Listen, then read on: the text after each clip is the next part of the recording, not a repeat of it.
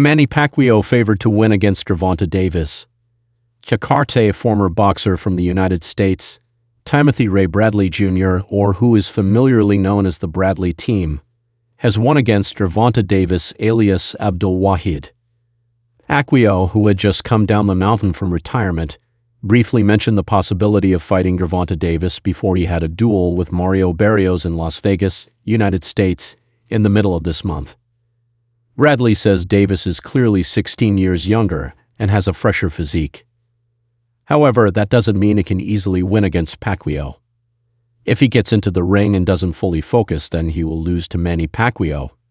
Bradley was quoted as saying by Ring magazine, "Davis, nicknamed Tank, is not the only name Pacquiao calls.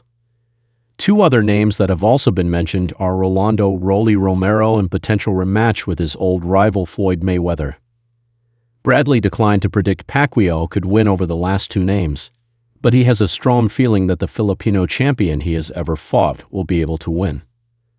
"I've told you, I know people will think I'm crazy, but the 46-year-old fighter can still fight. Their duel could be a bad night for Tanks," he said. Davis had his last fight against Lomond Roach Jr. on March 1, 2025.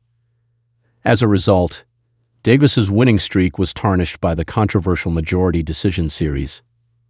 On the other hand, Pacquiao is also still showing extraordinary abilities even though he is much older than Barrios. He forced the opponent to finish the game with a draw, which of course could be debated.